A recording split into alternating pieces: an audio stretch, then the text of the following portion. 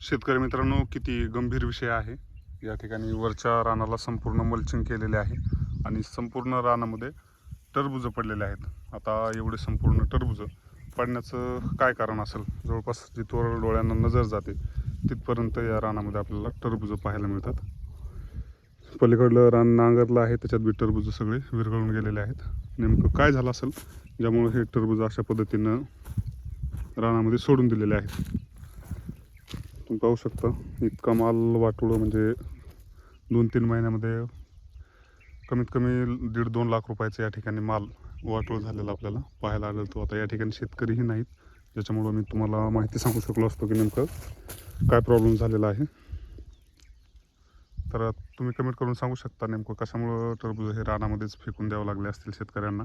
एकही तोडा झालेला नाही, भाव कमी आहे त्यामुळं का मग बाकी काही आजारामध्ये सापडले असतील, हे कमेंट करून नक्की सांगा.